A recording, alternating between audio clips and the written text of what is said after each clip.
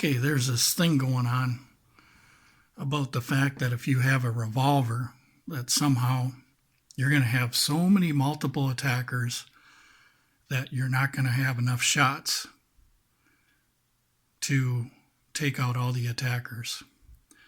Now, the last year, or 2020 to, now 2021, with the riots and stuff like that, what we found is that if a person has a firearm, it didn't matter whether it was a revolver or semi-auto or how many rounds you had, you were generally always outnumbered. And I want you to think of these people as being unarmed. So we're going to start out with these being unarmed people. So here I am. I've got a semi-auto, and let's say I've got 50 rounds. So I've got this one in 25 rounds, and then I have another 25. That's 50. All right, you're still outnumbered, because by the time you shoot one person and go to the next, these all could possibly charge you. But we found out by research that the majority of the time when a firearm is used, everybody flees. Even if they're armed, everybody takes off and they flee. Now, you got 50 rounds, and let's say you have a revolver. You got 5-shot revolver. You've got 5 rounds that are already in the firearm, and you have an additional 10 rounds here, which makes it 15 shots. Granted, you have less ammo, and granted, you have more with the semi-auto. You're still outnumbered, even if these people decided all to attack at one time, even if they weren't armed. Now, if they were armed, you're pretty much screwed, no matter if you have 50 rounds or 15 rounds, because of the fact that somebody will say, well, at least you're better off. No, you're not better off, because you're going to end up dying. So who cares that you took out 5 people? You're still going to get killed with a revolver, and you're still going to get killed with having 50 rounds of your semi-auto. So what we know from research is that multiple attackers, whether they're armed or not armed, tend to flee and tend to not count shots in a 5-shot revolver, that tend to not care what kind of gun you have, because they don't want to take any chances. Even though this big crowd knows that they can overcome you, none of them want to take a chance to get a bullet. So if I told these guys, does anyone want to take a chance for 5 rounds? One of you getting hit? No, you don't have any volunteers usually. Even if they're armed, you usually don't have any volunteers for that kind of stuff. Because people in general don't want to get shot and don't want a chance of getting shot. So this whole zombie thing online on the internet, when they're talking about, oh, if you have a revolver, there's going to be so many people coming after you, they're all going to attack at one time and you're going to lose the gunfight and stuff like that. When research shows, even now today, that even if you have multiple attackers, like let's say you had 5 attackers, with the research we have in the last 2 years, you're more likely to be outnumbered by a crowd like this in statistics than you are having 5. So it's not just 5, it's much more than 5 attackers today. The times we live in now, it's not just 5 attackers, it's a whole crowd in a big city. So you're more likely to face a big crowd in a big city like this than the likelihood of you facing 5 opponents with a 5-shot revolver. So it's a bunch of nonsense because of the fact that people don't understand how to do good research. And the other thing I want to note is, why are you, as a gun owner, why are you going downtown anyway?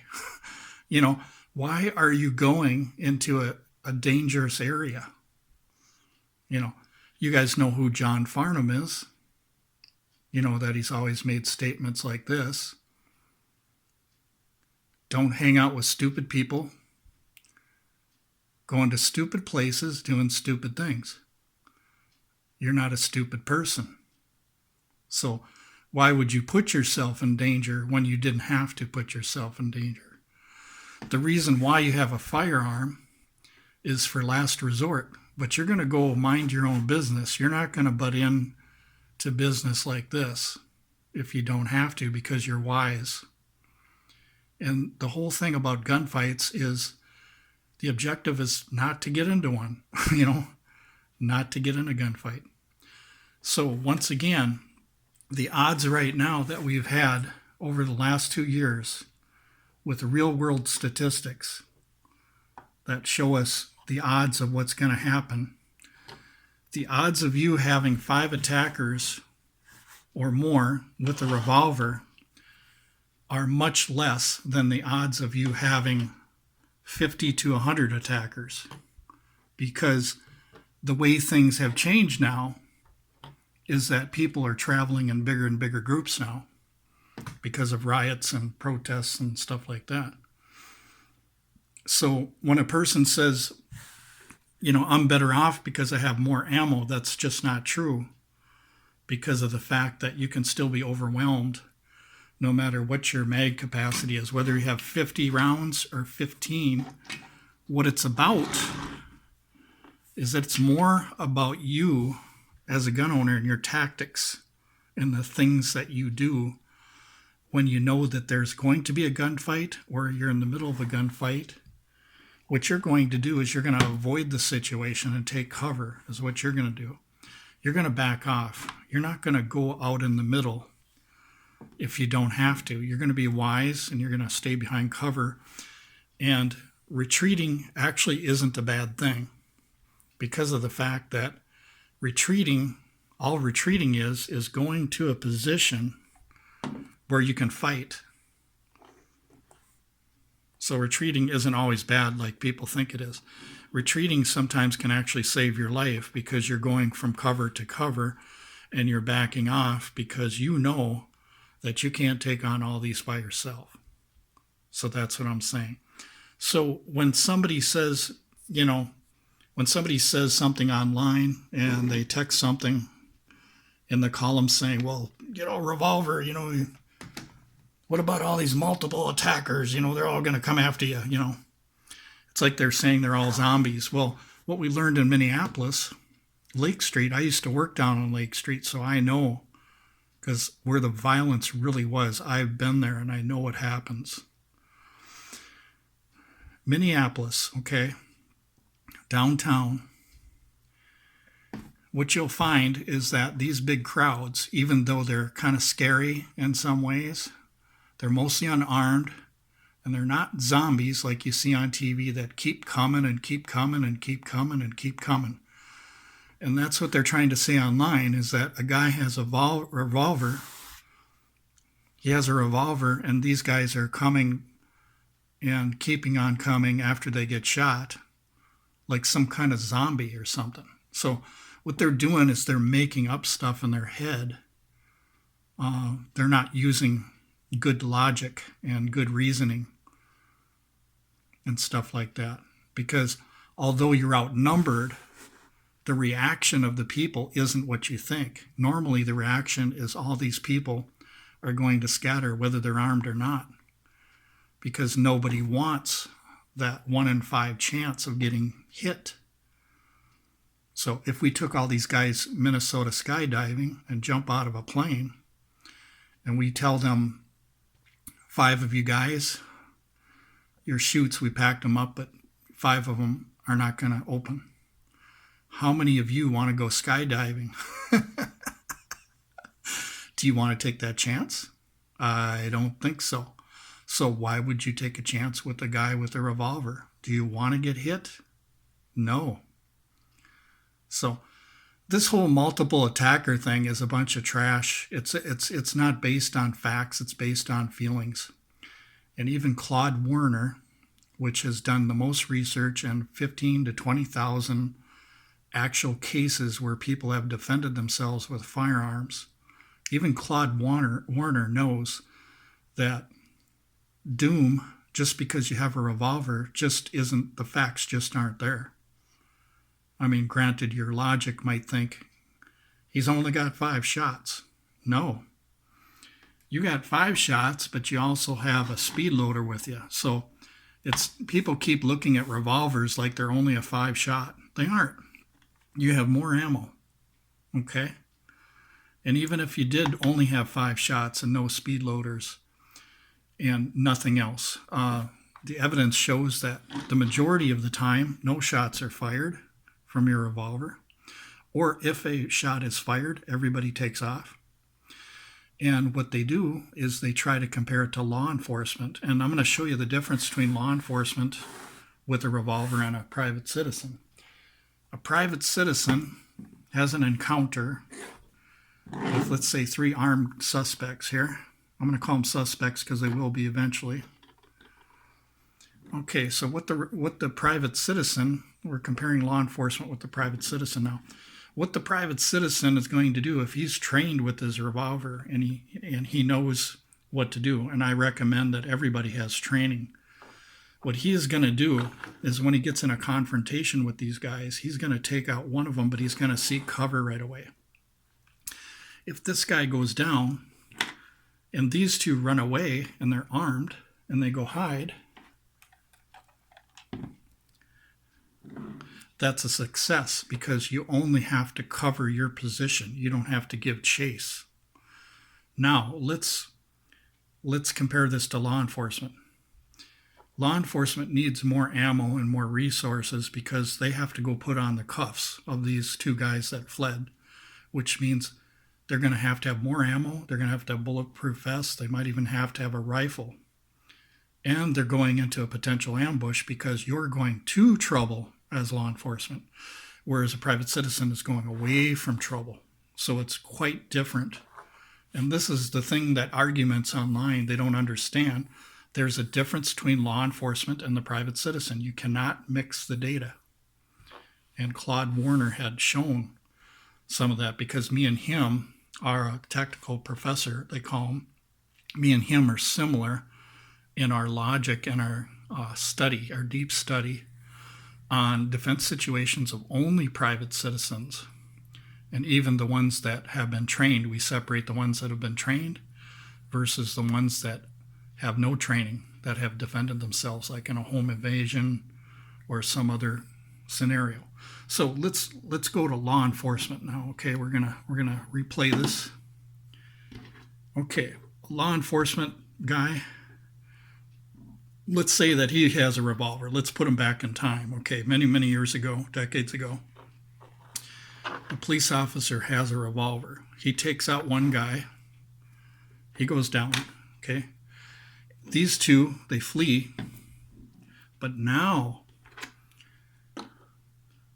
even though you had cover and you're trying to protect yourself, now you as a law enforcement officer, now you have to go put on the cuffs, okay? So now that revolver, you need more ammunition because you're going to have to go put on the cuffs, which means you're going to have a potential shootout with these 2 guys, okay? And that's what I'm saying. That's the situation that I'm talking about. And the other thing, too, is that law enforcement pulling over a vehicle of 3 armed suspects back then with a revolver. Okay, let's pretend that they're in their car. And law enforcement right here is behind his car. The suspects get out. They want to shoot it out with the police officer, okay? And let's say they're brave and they're going to keep shooting. So the officer shoots one guy, he goes down, but then the officer hides behind his car, and the other 2 guys come over here, and he shoots more, and now he's got to reload. And the 3rd guy comes around and shoots him because he's trying to reload his revolver. That's a totally different situation than a citizen, because a citizen or a private citizen that's in his car doesn't have to go chase a car with suspects, okay? You as a revolver person, if you know there's bad guys in this car, all you have to do is defend yourself. You don't have to go give chase, whereas law enforcement does. You don't have to chase them down the road and pull them over. You're not going to pull them over and put cuffs on them. So you're in your car and you notice there's some trouble, and these bad guys decide that, they're not going to shoot it out with you, but they're trouble. They're going to keep on driving. You're going to be with your car. You're not going to have to go after them. So this whole business about, what if you have to reload, they could kill you while you're reloading your revolver. Okay. And they'll use law enforcement to bash revolvers, saying, well, I know it said that a police officer was behind his car reloading and he didn't have enough time to reload, so they killed him. Okay. Once again, we have to separate law enforcement from the private citizen. The private citizen can also retreat to other cover. Running away, like I said, retreating and running away is nothing more than getting a tactical advantage, okay? If you're by yourself, you have a tactical advantage by running, getting away out of the gunfight and getting to a position of cover. And there's some rare chances that your family members might be involved and they're over here.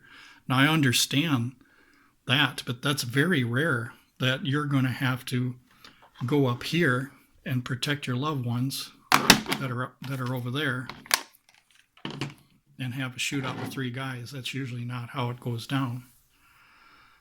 So once again, the whole point I'm trying to make is, number one, a 5-shot revolver isn't necessarily meaning that you're doomed, because of the fact that the chances of you having 50 or more attackers is more common than having 5 attackers.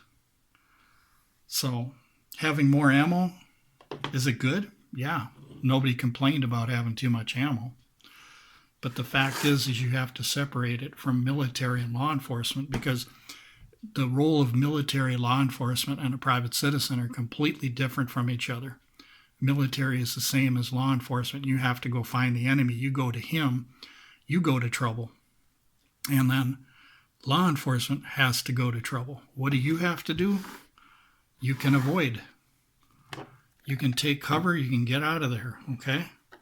That's completely different than military and law enforcement. So once again, the facts are, in the last 2 years, we found that the facts are that you're going to be outnumbered by 50 to 100. That's more common than being outnumbered by 3 or even 5. So this whole thing, this whole nonsense about you got a 5-shot revolver and you got 6 guys, what are you going to do? What are you going to do? You're going to be doomed. It's just, they're just making that stuff up. Very rarely is that ever going to happen.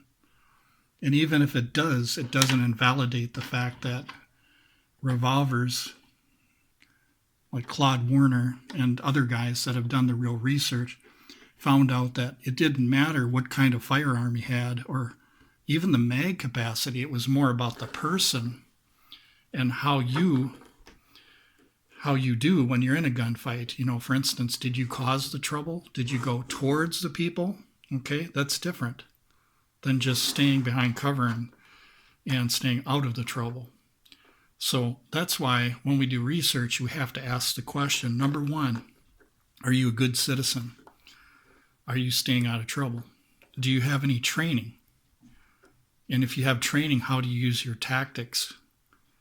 Do you retreat? Do you find cover whenever there's a bad situation with a big crowd? Do you go find cover and you shoot from cover to protect yourself and stuff like that?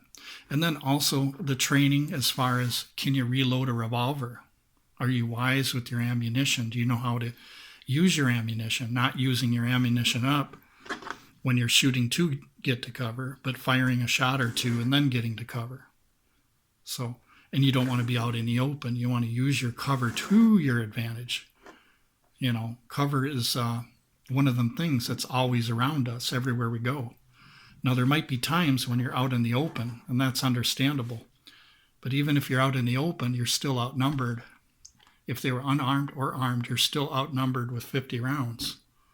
So being dead with 50 rounds and being dead with 15, I think it's the same result, you know, because you have an overwhelming force here. So even though you might look like a hero because you took out, maybe 10 or 15 guys with these, and you only took out maybe 5 or something with these, it doesn't matter. You're not a hero or anything like that, because you still got overtaken by the enemy, because they overwhelmed, they outnumber you. So, but anyway, thanks for watching the video. And once again, remember, you have to separate the data and the facts in defense shooting.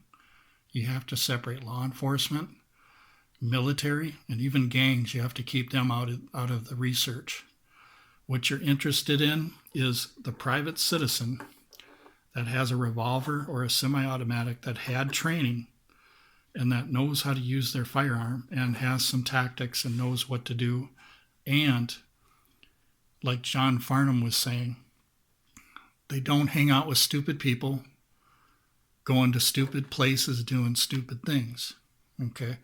If you do that, you're not going to be put in the research, because we don't want you in the research if you're the one causing a problem.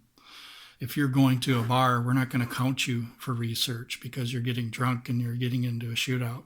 We don't want to know that. We want to know a decent citizen doing what he can to avoid trouble. When he's presented with a threat, how does he respond to that threat? That's what we want to know. We want to know what kind of ammo you're using, your mag capacity, and your gun. That's what we want to know. And we want to know the final results. And most of the final results have shown overwhelming that a lot of times you never have to use your gun. And even if you fire one shot out of a 5-shot revolver, everybody just scatters.